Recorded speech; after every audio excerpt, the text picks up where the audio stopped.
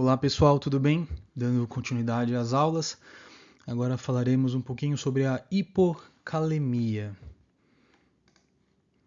Esse é um tema bastante interessante também. Eu tirei a fonte de várias referências up-to-date, diversos artigos bastante recentes e super interessantes, e também do livro de emergências clínicas. Veja, então, começando pelos conceitos básicos, tá? É definido como um potássio menor do que 3,5 mEq por litro ou milimol por litro, como é um cátion monovalente, tanto faz falar, um ou outro.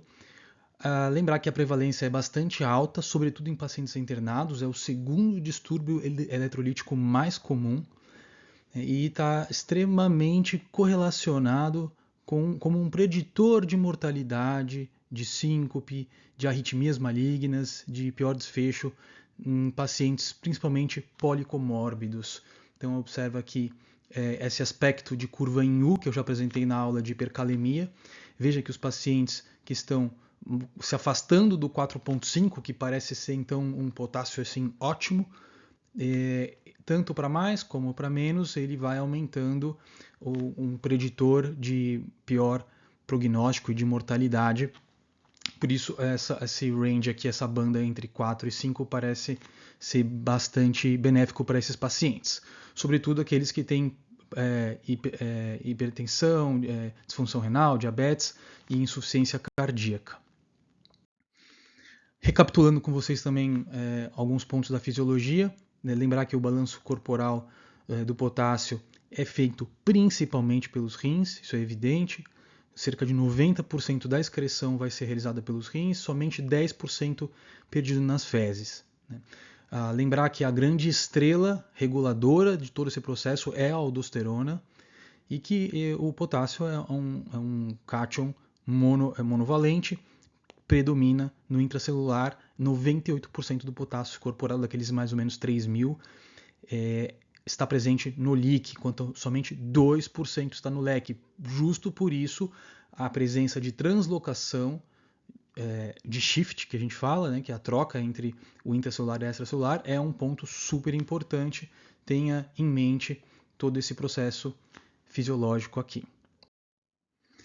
Veja, esse é um dos pontos essenciais para a compreensão da fisiopatologia. Primeiramente, pode somente olhar para essa imagem aqui e já compreender quem são as grandes peças desse mecanismo. Então veja aqui que a gente está na membrana basolateral. A grande estrela, o motor para que ocorra todo o funcionamento desse processo é a bomba de sódio potássio ATPase, que libera 3 sódios para fora e 2 potássios para dentro. Veja a presença do ENaC, que é esse canal que vai permitir a entrada de sódio, do RONC, que vai permitir a saída de potássio.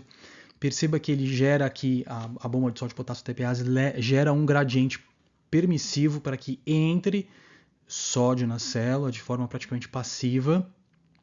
Isso causa então a entrada de uma carga positiva, tornando o interior da célula principal eletropositivo e o exterior, aqui no lúmen onde está essa urina pré-formada, eletronegativo. Isso atrai o potássio para que saia pelo RONC.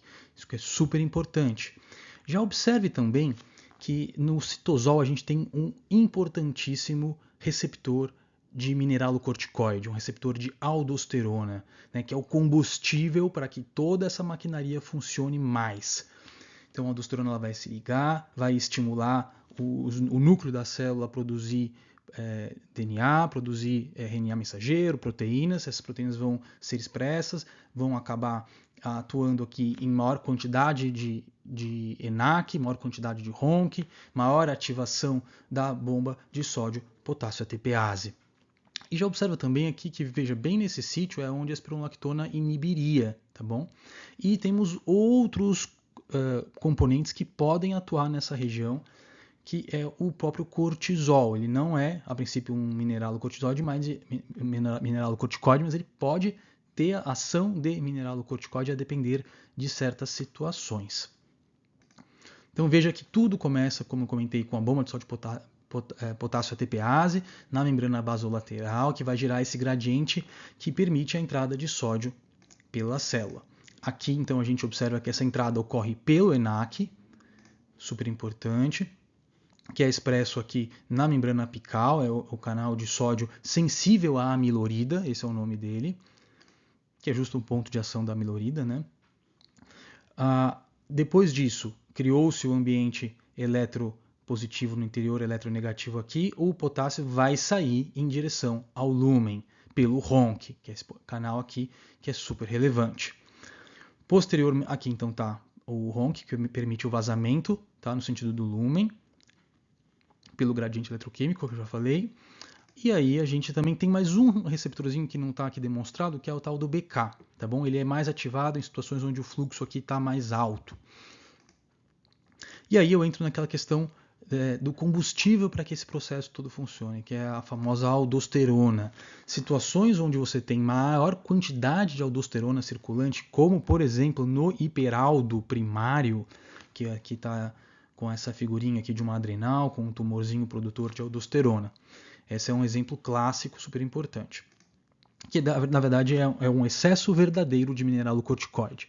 Outra situação é na síndrome de Cushing, né? Então a gente observa que o cortisol em excesso ele vai acabar passando uma proteção intrínseca que essas células tubulares possuem. Elas possuem uma enzima chamada 11-beta-HSD do tipo 2. Essa enzima ela pode se saturar com excesso de cortisol, fazendo com que perca essa proteção e, portanto, tenha uma ação nesse receptor mineralocorticoide, desencadeando então uma ação semelhante à da aldosterona. Outra situação é, imagina só se eu tivesse essa enzima aqui inibida. Né? O que essa enzima está fazendo? Ela está protegendo a célula do cortisol. Tá? Através da transformação de cortisol em cortisona. A cortisona ela é praticamente inativa, é um corticoide fraquinho. Então, existem substâncias na natureza que podem fazer essa inibição. Né? Eu coloquei aqui um exemplo da glicerrizina, que é uma substância que vem de uma planta usada em medicina natural. Tá? Então, ela pode desencadear a inibição dessa enzima, e também é possível que exista uma questão genética de problema nessa enzima e, portanto, perde-se a proteção para que não ocorra o estímulo do cortisol no receptor de mineralocorticoide. Vale a pena ainda citar aqui também que o magnésio ele atua nessa região aqui do RONC, ele compete com a saída do potássio da célula, portanto compete com a excreção. Se o magnésio está baixo, então, portanto, essa competição está reduzida e mais potássio vai sair. Então a hipomagnesemia tem um efeito caliurético, tá bom? Isso é um dos pontos super importantes também. Vale lembrar, até porque tem uma explicação que eu ainda vou falar para vocês, a questão de por que a furosemida ela é muito mais espoliadora, né, mas ela acaba fazendo menos hipocalemia do que o hidroclorotiazida. Tá? Então, porque a intoxicação, na hora de uso da furosemida, ela acaba levando a maior expoliação de cálcio. O cálcio aqui ele acaba inibindo um pouco do ENaC, então entrando menos sódio, todo esse processo funciona menos. Seria uma explicação. É interessante lembrar também que ânions aqui nessa urina pré-formada, eles tornam o ambiente aqui mais eletronegativo, tá bom? Então isso vai facilitar a saída de potássio. Então o bicarbonato aqui que chega em excesso nessa porção vai ter um efeito caliurético, tá bom? E quando que a gente libera mais bicarbonato? Por exemplo, quando você tem uma alcalose decorrente de excesso de vômitos. Então é aquela história, quem vomita muito não perde potássio pelo vômito, mas perde potássio pela urina. Esse aqui é um dos motivos. Tem outros ânions aqui que poderiam entrar nessa jogada, tá bom? Até como eu vou comentar com vocês, a cola de sapateiro é um ânion não absorvido que chega aqui nessa região e acaba causando eletronegatividade. E outros ânions também não absorvidos podem fazer isso. Vale lembrar também uma rara síndrome chamada síndrome de Liddle. Tá? Ela é uma mutação do ENaC, uma mutação ativadora pontual, que vai fazer com que então, esse canal aqui funcione em excesso e todo esse processo ocorra de forma mais intensa, simulando então uma situação onde você teria um estímulo de mineralocorticoide, por exemplo. Vale lembrar duas síndromes também, Bartter e Gitelman. Elas estão ocorrendo lá em cima, né, Barter na bomba de 4 íons, na porção espessa da alça ascendente, onde é o sítio de ação da furosemida, né, e vai, portanto, permitir que chegue mais sódio nessa região, e, portanto, todo esse processo acaba ocorrendo com mais intensidade. E, da mesma forma, a síndrome de Hirschman, que ocorre aqui no túbulo contorcido distal, um pouquinho para cima, onde seria o sítio de ação da hidroclorotiazida. Tá bom? Esse aqui é um ponto super interessante, vale a pena ir com calma, para que fique clara várias das etiologias que eu vou citar lá mais para frente.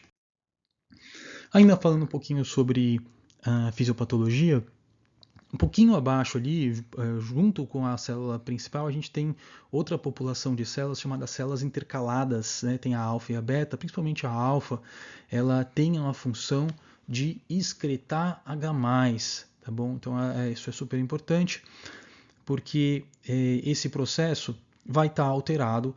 Então, por exemplo, na hipocalemia, ao invés de ser secretado mais potássio, porque você está com hipocalemia, pouco potássio vai ser excretado e a questão eletronegativa predomina, algum outro cátion precisa ser excretado. E esse outro cátion, já que o potássio não está sendo porque ele está baixo, então dessa vez quem vai sair vai ser o H+. Isso explica por que existe uma correlação entre a hipocalemia e a alcalose. Tá bom? Então uma está correlacionada com a outra, entre um dos motivos é esse. Né? E também lembrar que na acidose tubular renal distal do tipo 1, você tem uma menor funcionalidade aqui dessa bomba. Então, menos H+ é secretado, portanto você tem uma urina mais alcalina e um interstício mais ácido, tá bom? Por isso que é uma acidose tubular renal distal do tipo 1. Agora eu vou pincelar com vocês várias etiologias, tá bom? Primeiro eu vou fazer um resumão e depois eu vou me adentrar com um pouquinho mais de detalhe em algumas delas, tá bom? A gente pode dividir as etiologias em 3 grandes categorias, né? A diminuição da ingesta de potássio, que é uma desnutrição grave, é um pouco mais raro, tá bom? Mudanças transcelulares, que é o tal do shift, que é essa troca que ocorre aqui entre o potássio intracelular, que é super abundante, e o extracelular, que é muito menos abundante, 140 contra 4 apenas do extracelular. Então essas mudanças transcelulares são super relevantes. E o aumento das perdas urinárias, que a gente sabe também que é essencial compreender, que tem a ver com todo esse mecanismo que eu acabei de descrever. Passando aqui rapidamente pelas diversas etiologias, depois a gente vai se adentrar de forma mais resumida, mais detalhada, na verdade. Então, sobre as questões medicamentosas, você tem aquelas medicações clássicas que vão induzir o shift do potássio. Né? Então, são aquelas mesmas que a gente estava utilizando para tratar a hipercalemia. Né? Então, os beta-2 agonistas, epinefrina, os broncodilatadores, né? Às vezes aquelas medicações pseudoefedrina, como descongestionante nasal, a própria insulina, né, agentes tocolíticos, teofilina, cafeínas, que são as xantinas, junto com a teobromina que vem do chocolate. O verapamil poderia fazer isso também, e cloroquina. Né. Medicações que aumentam a perda renal. Os diuréticos em geral, eles aumentam o aporte de sódio ao néfron distal, muitas vezes predispondo a esse tipo de fenômeno de hipocalemia. Então, acetazolamida, os tiazídicos, todos eles, diuréticos de alça, né, os mineralocorticoides, que vão fazer a função da aldosterona, né, por exemplo, a fludrocortisona, corticoide em alta dose, né, alguns antibióticos formam ânions, a semelhança lá do bicarbonato que eu comentei com vocês, cisplatina, foscarné, Anfo-B é muito boa para fazer hipocalemia, e algumas drogas que fazem você também ter espoliação nas fezes, né, como o Sorcal e aquelas outras enzimas de troca que eu já comentei. Falando ainda sobre algumas questões de shift, né, como etiologia, então a síndrome de realimentação, você tem uma liberação rápida e importante de insulina, né, e um maior aporte de carboidratos. Isso faz com que você tenha então um shift importante de potássio, aumentando o aporte para o intracelular e, portanto, desencadeando uma hipocalemia. A paralisia periódica tireotóxica e a hipocalêmica, né? A tireotóxica é uma forma adquirida e a hipocalemia familiar é uma forma genética. Situações onde você tem um excesso de catecolaminas, como por exemplo no delirium tremens, então é um paciente que já está depletado, muitas vezes porque ele é desnutrido, e acaba tendo um tônus adrenérgico aumentado quando está no delirium tremens, na abstinência alcoólica, isso favorece. Ingestão de bário, tá, por um quesito específico que eu vou citar. Proliferação celular acelerada, isso é interessante lembrar lá no tratamento da anemia megaloblástica, lá pelo terceiro, quarto dia. Esse fenômeno pode acontecer quando você está dando ácido fólico e dando vitamina B12. Uma ingestão inadequada, eu já falei, que é mais raro. E a perda de potássio nas fezes, né, tanto nas diarreias agudas volumosas, nas crônicas, na ileostomia e também síndrome do intestino curto. A perda renal de potássio, tá bom? Você tem uma forma de classificar as alcaloses metabólicas como cloro responsiva e cloro resistente, tá bom? O que é isso? Basicamente você vai dar sorofísio e vai resolver. Então o paciente está hipovolêmico, perdeu o cloro, muitas vezes por depressão devido a vômitos, drenagem nasogástrica. Então você vai dar sorofísio e ele responde. A não responsiva, na verdade, está muitas vezes relacionada a algum tipo de excesso de mineralocorticoide, como por exemplo no hiperaldo primário, né, algumas hiperplasias adrenais congênitas específicas que aumentam a DOCA, um tema mais específico, né, mas por exemplo da deficiência da 11-beta e da 17-alfa, tumores secretores de renina, na síndrome de Cushing, né, e na hipertensão renovascular também. Ainda falando sobre o resumão das etiologias, a gente tem aquelas síndromes raras, a de Little, que é a hiperativação pontual ali do ENaC, tá? A deficiência da 11-beta eu já citei com vocês, vai acabar causando um excesso, não aparente, mas na verdade um excesso real de mineralocorticoide, né? Só que quem vai ser ocupado não vai ser a ALDO. Situações onde você tem bloqueio do transporte sódio-cloro, né? Lembrar daquelas duas síndromes superiores lá do Barter e do Giltman, a acidose renal tubular renal do tipo 1, que eu já comentei, um DM descompensado poderia fazer, por diversos motivos ele pode fazer hipopotassemia. Em geral ele se apresenta normocalêmico ou até hipercalêmico pela questão de translocação, tem pouca insulina, tá? Mas ele perdeu, via de regra, potássio pela urina. Tá? Ele é um depletado, na verdade. E a depressão de magnésio, que eu também já comentei. Entrando agora um pouco mais na minúcia, tá? Então, algumas situações onde você tem a questão do shift, eu já falei para vocês, os beta-2 agonistas, os hormônios tiroidianos, essa figura aqui é super interessante. Então, ela mostra quem que estimula mais a sódio-potássio ATPase. Então, a insulina é um estimulador, os beta-2, né, e os hormônios tiroidianos também, eles são estimuladores dessa bomba, portanto, favorecendo a hipocalemia. Tem um outro canalzinho aqui, que é onde você tem uma saída de potássio, tá bom? Ele pode ser inibido pelo bário, pelo césio, então intoxicação por essas duas substâncias causa então menos liberação de potássio do intracelular e consequentemente predispõe à hipocalemia, né? A hipertonicidade também pode fazer um arraste de potássio, tá bom? E por exemplo, se você faz um bolos muito grande, volumoso de bicarbonato de sódio, né, causa hipertonicidade e pode ter uma hipercalemia paradoxal. Olha só que interessante, né? Ok. Então, eu já comentei com vocês sobre a síndrome de realimentação, situações onde o tônus catecolaminérgico é muito exacerbado, como no TCE grave, no infarto. Então, veja, por isso que toda aquela tensão em relação ao potássio no infarto.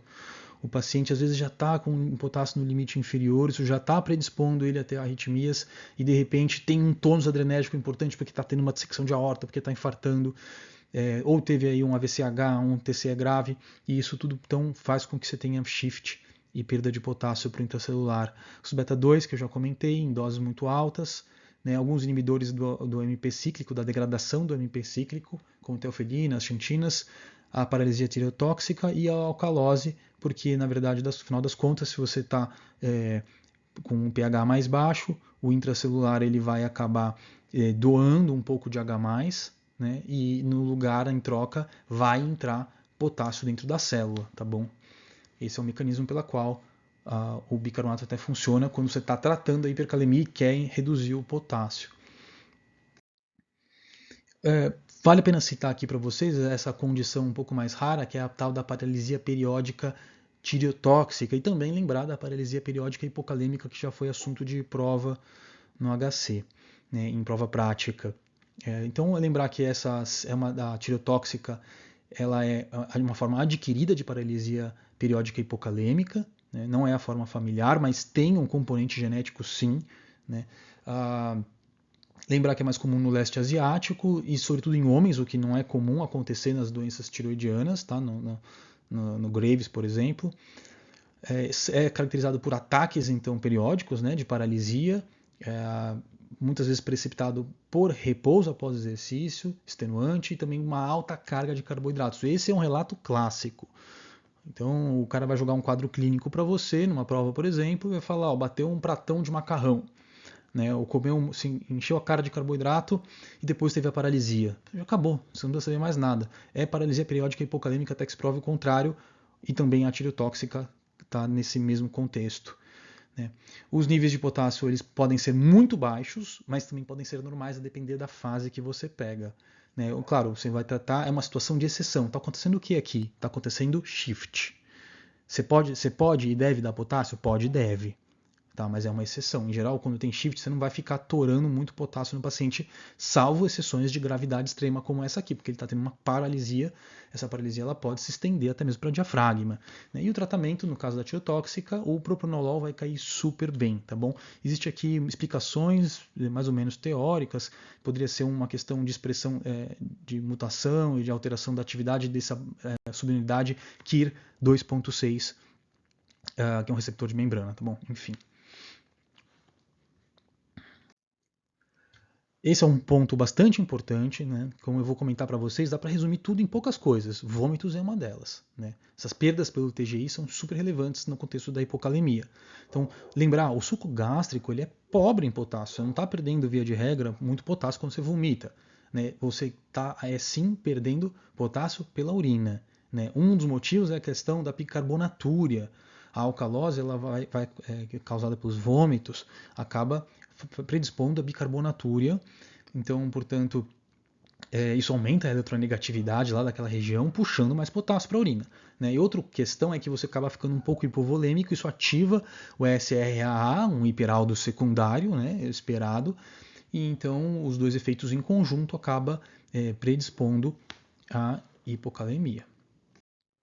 As perdas pelo TGI baixo, então diarreia, ileostomia, um adenoma viloso de cólon, vipoma, né, doença inflamatória intestinal e o GILV. Então isso é super importante. Você muitas vezes tem então uma perda importante de BIC, inclusive, tá, pelas fezes, no caso da diarreia, com perda de potássio também. Né?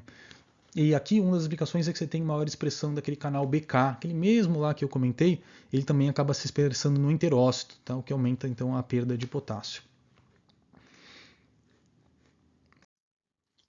Os diuréticos são super importantes, né? Já falei daqueles todos que atuam lá na parte superior, olha aqui, ó.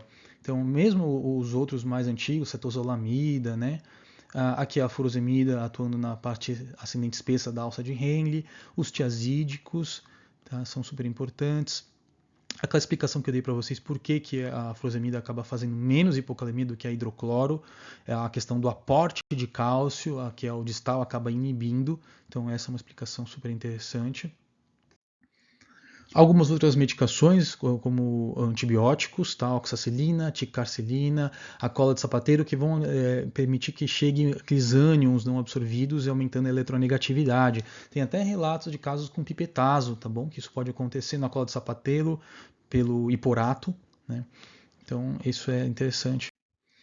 Os aminoglicosídeos e a Anfo-B, né, aumentam o aporte de sódio ao néfron distal, no caso do aminoglicosídeo, a gentamicina é um exemplo deles, e a Anfo-B aumenta a permeabilidade do potássio naquela região. E aí a gente entra num ponto super interessante em uma doença extremamente relevante na endocrinologia, né, que é o hiperaldo primário, e também o secundário, né, mas o hiperaldo primário, ele é uma entidade nosológica que se caracteriza pela produção autônoma de aldosterona, ela perdeu a regulação normal. Então o córtex lá, a glomerulosa, ela está produzindo muita aldosterona. Tá?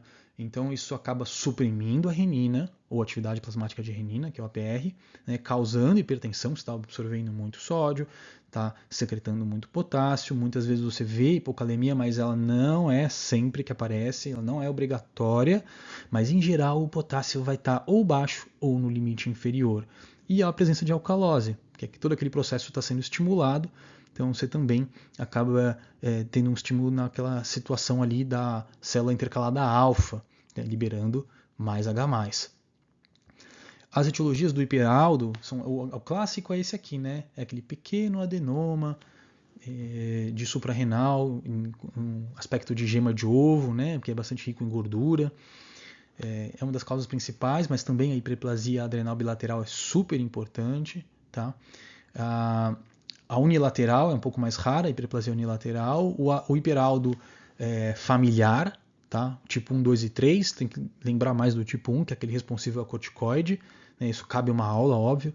Né? E o carcinoma também, que produz não só a aldosterona, mas pode produzir muitos outros hormônios, como andrógenos, enfim.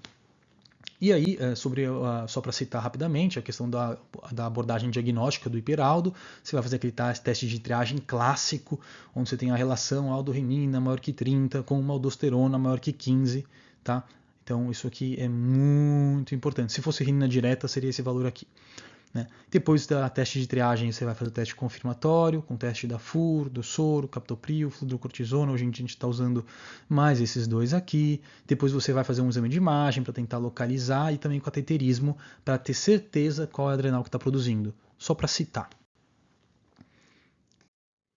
E aí vem um ponto super interessante, né?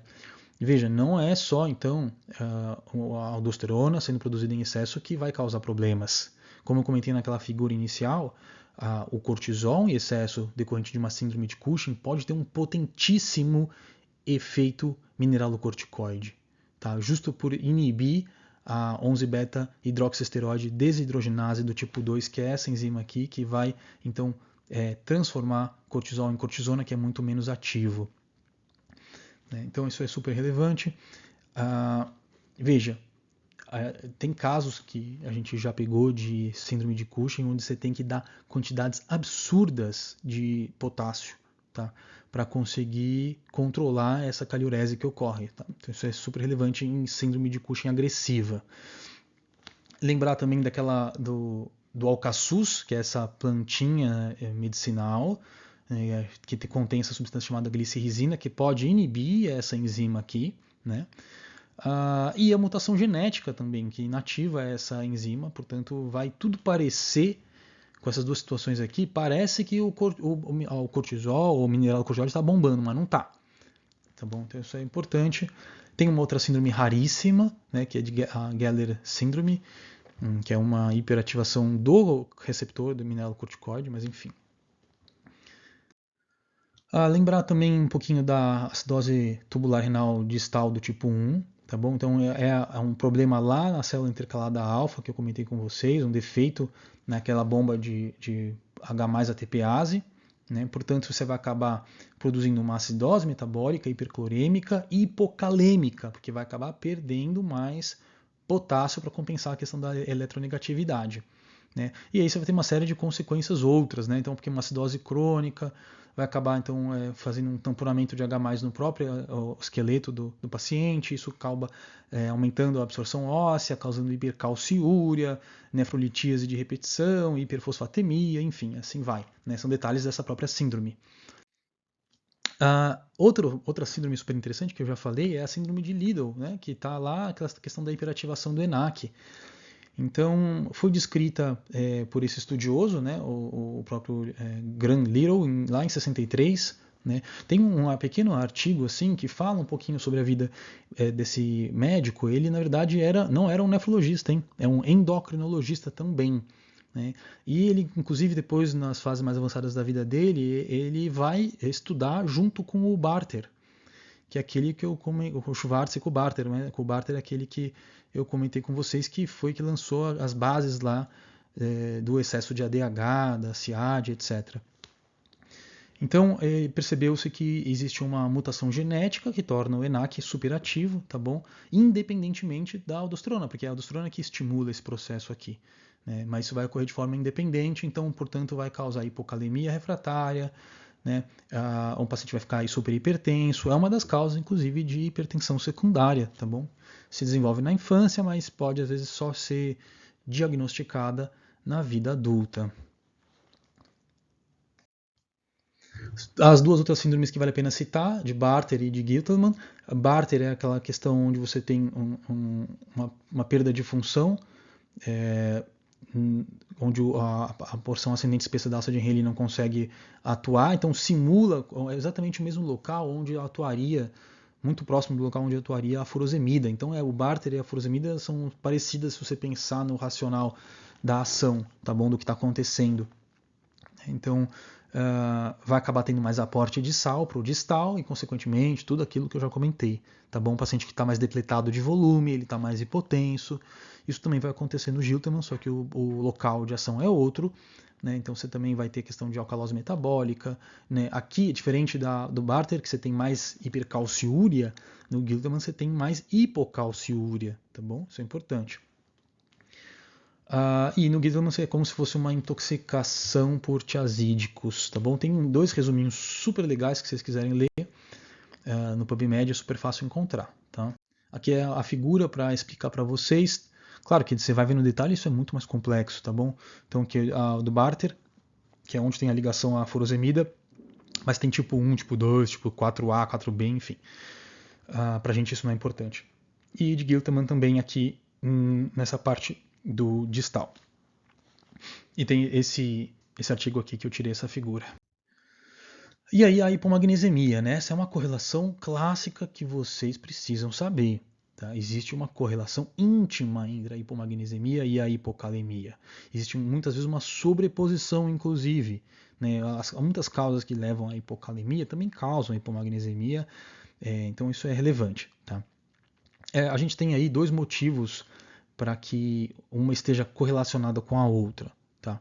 Uma delas é que o magnésio é um cofator, tá, da bomba de sódio, potássio ATPase, então na sua deficiência você acaba fazendo uma excreção menor de potássio, tá? Menos potássio vai entrar na célula, então você acaba eliminando mais na urina. Na verdade eu falei errado, acaba eliminando mais na urina e menos potássio entrando na célula. Tá? E é aquele outro ponto que eu comentei com vocês, tá bom? Lá na primeira figura, né? Então ele vai competir com a saída do potássio lá pelo RONC, do intra para o extra, né? Então, se você tem menos magnésio, você tem que competir mais, então vai acabar saindo mais potássio e, portanto, você vai ter um efeito caliurético. Agora um pouquinho sobre o quadro clínico.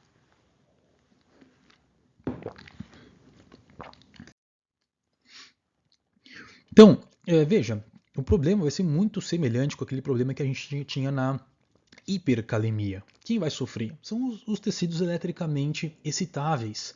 Coração, músculo esquelético, também músculo liso intestinal.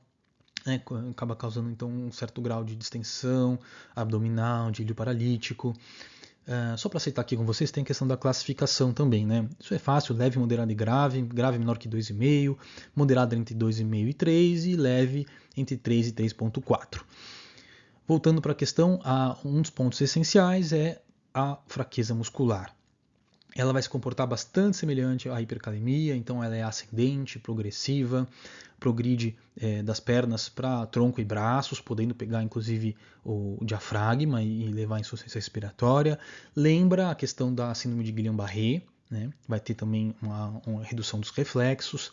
Né? Pode acontecer cãibra, rabdomiólise e hemioglobinúria, tá bom? E veja que daí complica um pouquinho, porque se você fizer uma rabdomiólise agressiva, você pode ter hipercalemia. Né? Isso acaba sendo um fator confundidor, mas é interessante saber. Quem vai sofrer também muito é o coração. Tá bom? Então a gente tem uma cardiotoxicidade super importante, predispondo a arritmias, né? Então a gente pode ver uma série de efeitos clássicos que são eles descritos em livro, né? Então você vai acabar vendo que ela é o contrário mais ou menos da hipercalemia. Né? Na hipercalemia a onda T subia e a onda P desaparecia. né? E você tinha supra-DST. Aqui, a onda T achata, a onda P pode subir e você tem infra-DST. E o aparecimento dessa entidade aqui, que pode ser fisiológica, mas pode estar relacionada à hipocalemia, que é a onda U, tá bom? Então, você também pode ter achados de extrasístoles atriais, extrasístoles ventriculares, bradicinusal, bloqueios atroventriculares, assim como a hipercalemia, né? Taquicardia supraventricular e juncional, então tanto brad como TAC pode acontecer, FA e flutter tem correlação, TV, muitas vezes por TV polimórfica e também FV, tá bom? Predispõe então a PCR. Só para citar, né? A hipocalemia ela acaba mexendo naquela questão da dinâmica do potencial de repouso, ele fica mais eletronegativo, portanto dificultando, mas nas fibras de Purkinje é o contrário dos outros tecidos. Então acaba que torna a célula mais excitável e predispondo a esse tipo de arritmia, né? Isso é multifatorial também, não é só o potássio pode fazer, mas isso entra junto com o magnésio, com a condição de base do paciente. Fazer só umas breves considerações especiais, tá? Então, hipocalemia como causa de alcalose metabólica. Vocês precisam entender que existe uma correlação íntima entre a hipocalemia e a alcalose, tá bom? Eu citei já um dos motivos lá com vocês lá em cima, né? Então, o que acontece? A reabsorção do distal do sódio, ela é eletrogênica, tá? Logo, é preciso secretar outro cátion, seja K+, ou H+, e como você está com uma situação de pouco potássio, então alguém vai ter que sair no final das contas, e quem sai é o H+, tá bom? Então a hipocalemia acaba predispondo, como eu já comentei lá em cima, a questão da alcalose. Outro motivo, né, é que a hipocalemia ela induz lá no túbulo contorcido proximal maior síntese de amônia. A amônia ela é um dos principais carregadores, tá? Acaba se transformando em amônio e ajuda a carregar o H+, e secretar ele na urina. Tá bom? Então, se você tem mais amônia, ela se liga ao H+, e, portanto, sai mais na urina, e isso predispõe também à alcalose. E só para citar que a hipocalemia crônica, ela causa lesão renal, né? Ela acaba levando a uma tubulopatia valvular, isso faz nefrite intersticial crônica e até mesmo perda da capacidade de concentração da urina e disfunção renal.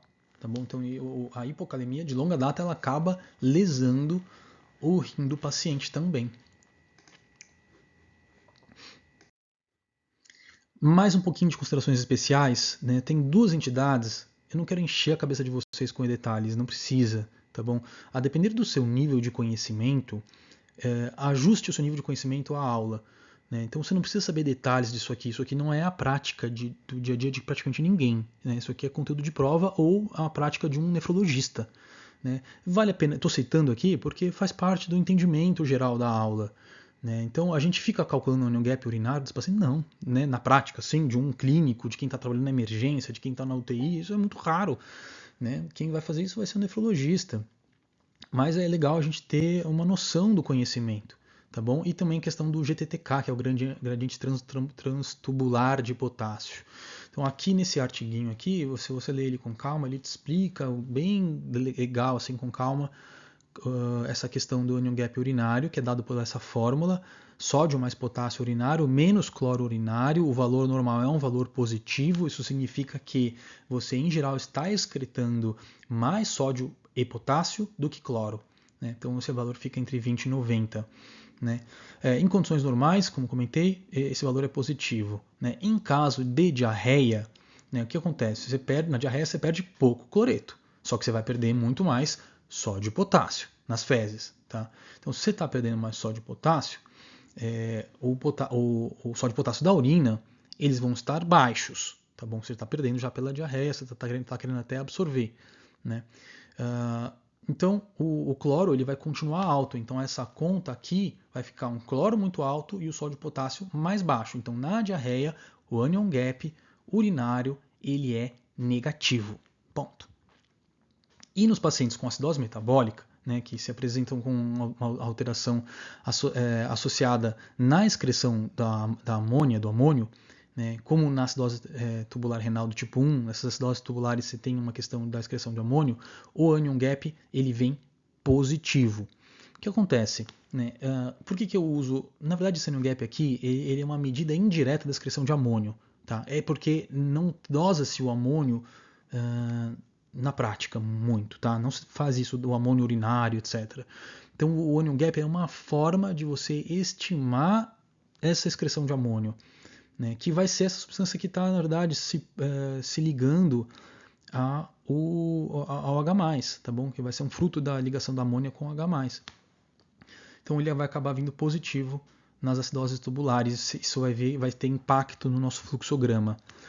E aí o GTTK, que é essa fórmula aqui, dada pelo potássio da urina, o potássio plasmático, dividido pela urina, a osmolaridade urinária e a osmolaridade do soro. Tá? Então isso aqui é para saber se você está secretando diante de uma hipercalemia ou de uma hipocalemia, se a secreção de potássio está adequada ou não. E agora eu vou falar um pouquinho sobre o diagnóstico e classificação. Classificação eu já falei, na verdade, né? Veja, então, voltando à questão de você adequar o seu nível de conhecimento à aula. Tá? Então, a informação demais é um problema. Então, se você quer feijão com arroz e o que já está excelente, é saber que vômito, diarreia e diurético, é isso. Essas são as etiologias. Eu fiquei citando milhões de etiologias, mas são essas três as mais importantes, de longe, tá bom? E não vai exigir, então, que você faça uma investigação meticulosa, detalhista, para chegar na conclusão. Na maioria das vezes, tá bom? Então é fácil a princípio. Mas, né, se você quiser ser detalhista e perseguir esse diagnóstico, muitas vezes a causa não pode ser clara, aí você vai partir para um fluxograma diagnóstico bastante interessante e complexo também. Tá, então, diante de uma hipocalemia, primeira etapa você vai ver a gasometria. O que você espera da gasometria da questão do pH de um paciente que está com hipocalemia?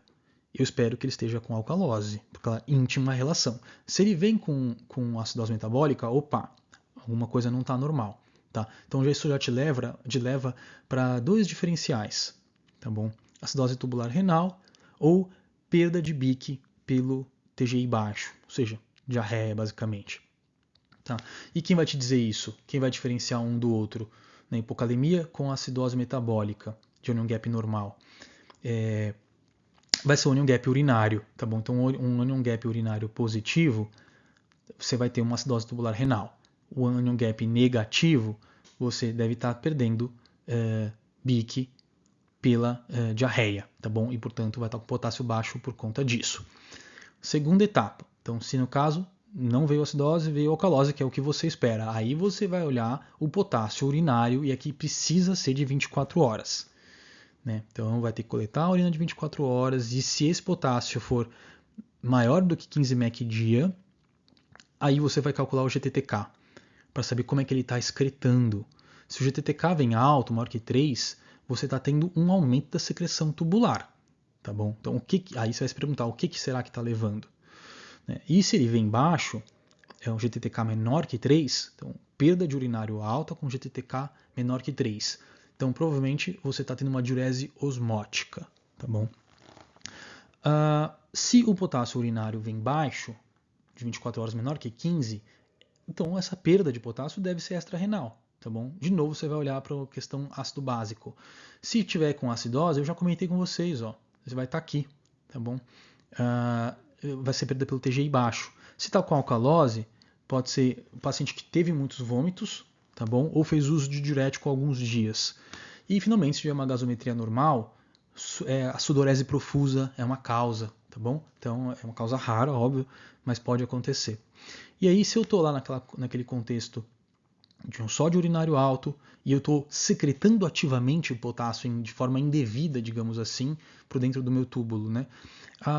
Aí eu vou olhar para a pressão, que vai ser a primeira dica. Se o paciente está hipertenso, o contexto dele é um contexto de hipertensão, isso me leva ao hiperaldo primário, que é um excesso de aldosterona, um hipercortisolismo, uma síndrome de Cushing, a síndrome de Liddle, o excesso aparente de mineralocorticoide e todos aqueles seus espectros, como intoxicação por glicerrisina, a mutação específica da enzima protetora, né? então isso é dessa forma que você vai conduzir. Se ele não está hipertenso, deve ser uma das acidoses tubulares, ou renal do tipo 1 ou renal do tipo 2. Né? Se aqui o cloro ele vem baixo, direciona para vômitos. Se o cloro urinário vem alto, você precisa olhar para o cálcio. Se o cálcio vem alto, cloro urinário alto, com cálcio alto, provavelmente você está diante da síndrome de Bartter ou uma intoxicação por furosemida. E se o cálcio vem baixo, você espera então que seja uma intoxicação por hidroclorotiazida ou síndrome de Giltelman. Tá? Então, esse é um fluxograma complexo, óbvio. Passei isso aqui para vocês terem uma noção. E agora a grande estrela, o tratamento. Primeiro você vai classificar, né? Então uma hipocalemia leve, né? Entre 3 e 3,4, assintomática, que vai ser assintomática provavelmente na sua grande maioria. Você vai dar então preferência para a reposição oral, né? Ao longo de dias até semanas, quem sabe. A sua meta clássica, isso varia um pouco com a literatura, né? Entre 40 e 80 mEq dia, alguns colocam entre 20 e 100 mEq dia por boca, evitando doses excessivas acima de 200 mEq dia. Tá? Você pode fazer isso no nosso meio, o xarope de cloreto de potássio é bastante utilizado, a formulação dele é a 6%.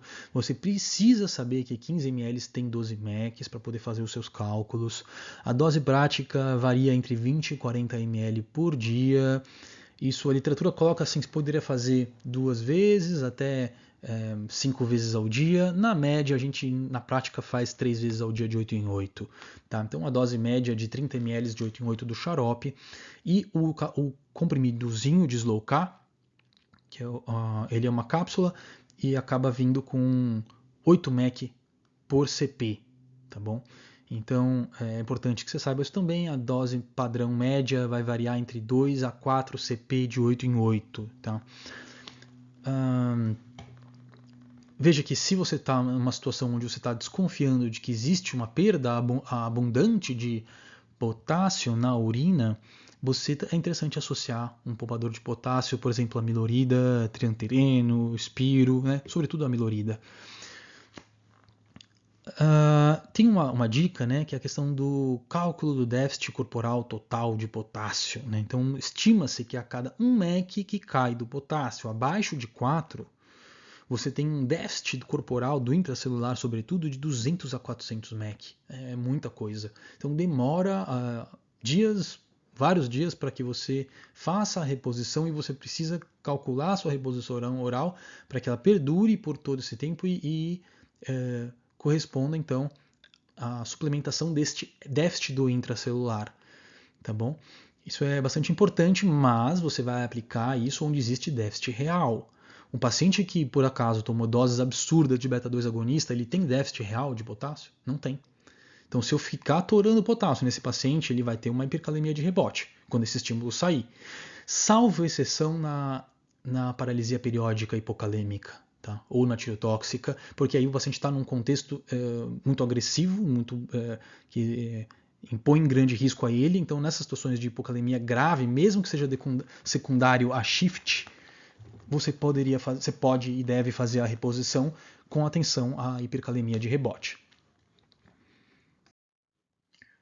A hipocalemia moderada a grave ou assintomática vai exigir a reposição endovenosa. Via de regra, o clássico é menor que 3, faz endovenoso.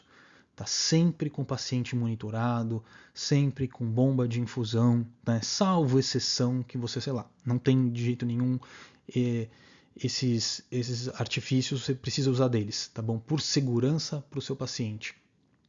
Aqui, a gente, quando tem uma hipocalemia mais grave, a literatura fala que você pode até dar as doses de potássio lá mais no limite superior, então próximo aí de 160 mEq por dia. Então eu vou usar lá os 40 ml de xarope de 8 em 8 e os seus 4 CP de 8 em 8 de Slow K, tá bom? E aí a questão da infusão endovenosa. Tá bom? Esse é um ponto essencial que muitas pessoas, principalmente quando estão começando, têm dúvida e medo, e deve ter medo mesmo para não fazer erros grosseiros, tá? Porque isso pode implicar em grande risco para o paciente PCR, inclusive. Então você tem que seguir 2 regras super importantes. Tá? Antigamente a gente falava da regra dos 40. Hoje em dia não mudou um pouco isso, mas é legal para você ter uma noção. Então, no máximo de 40 mEq/hora, então a velocidade de infusão ela é preciosíssima. E, no máximo, concentração de 40 mEq por litro. Você vê então que a velocidade não se abre mão, tá bom? Mas a concentração, a tendência atual é poder usar concentrações maiores com segurança. Tá, então não abra nunca a mão da velocidade de infusão. Na verdade, isso aqui é o máximo do máximo. Tá? A literatura fala, fica aí por volta de 20, 20 e pouquinho, 20 para baixo, 10, tá tudo certo. Esse é o ideal, tá? Então mais para 20. No máximo 40. Eu vou explicar para vocês onde poderia fazer numa situação muito, muito grave, de preferência com o paciente com o acesso central na femoral. Esse aí eu posso ter menos medo, tá? Por uma questão de proximidade mesmo. Né? O potássio chegando em grande quantidade no coração não dá certo. E lembrar que assim você tem que respeitar a questão da concentração, existe um risco grande de dor, de flebite. A gente falava antigamente da questão dos 40, isso foi subindo, hoje em dia dá para você usar 40 mEq na periférica, até 200 na central, até algumas referências colocam 200 e pouquinho, você vê que eles fazem isso nos estudos, tá bom? A endovenosa, eles falam assim, não é para passar de 240 a 400 mEq dia. Isso aí você faz o potássio, dosa depois de 2 a 4 horas, faz o potássio, dosa depois. Então, na verdade, você vai dar quanto ele precisa, tá? Respeite a questão da velocidade, se for fazer mais em femoral profunda, em situações de extrema gravidade, o paciente com cetoacidose diabética, tá, ele pode permitir, às vezes, infusões mais altas também, tá bom? E aí a questão, um quesito prático da reposição endovenosa, a gente tem essas duas são as principais ampolas da nossa prática clínica, né? A ampola de 19,1%, 10 ml, que tem aproximadamente 25 mEq, e a ampola de 10%, em 10 ml, que tem aproximadamente 13 mEq. Isso aqui é essencial você saber para poder montar o seu soro. Veja, 25,6, tá? É o mais preciso, mas medicina não é ciência exata. Ela se utiliza das ciências exatas, tá bom? Então não muda nada. Então uma fórmula de bolo aqui para vocês, né? Clássico, 2 ampolas de KCl a 19,1% em 500 ml de soro físio 0,9. Não faça em soro glico, poderia ser soro ao meio sim, tá? Por questão de osmolaridade, perfeito. Em 4 horas, veja a concentração de 100 mEq por litro. Pode fazer em periférico? Pode sim. E a velocidade, eu queria 12,5, tá bom? Bem tranquilo, bem justo. Tem lugar, serviço, aí vai variar muito com o serviço, né? Você deve seguir também as orientações de onde você está trabalhando. Tem serviço cardiológico que precisa economizar muito no volume, eles às vezes fazem uma ampola em 100, tá? Mas poderia ser tranquilamente, olha, uma ampola em 250, beleza? Uma ampola em 250 ficaria ótimo também, tá? E aí, não se esqueça da correlação com a hipomagnesemia, né? Por último, agora existe uma orientação que você deve, então, sempre olhar, sobretudo quando é refratário, né? Aí é obrigado a olhar. Mas, via de regra, sempre peça magnésio, né? Super importante para vários contextos. Se for muito grave, você vai dar maior quantidade, 4 a 8 em 12 a 24 horas, né? 4 a 8 gramas. Se for entre 1 e 1,5, 2 a 4 gramas, e entre 1,6 e 1,9 vale a pena ainda você fazer também 1 a 2 gramas para manter ele naquele estado ótimo de potássio. Poderia ser feito via oral, a gente não faz muito isso na prática, né, no paciente de emergência, UTI. E aí você só atenção, tá, para você não fazer besteira, porque você tem a ampola menor de 10%, tá, e a ampola grande com 5 gramas. A de 10% é 1 grama por ampola de 10 ml. E aqui você tem 5 gramas, tá bom? Na ampola maior de 50%. E é isso, pessoal. Espero que tenha ajudado. Até a próxima e forte abraço.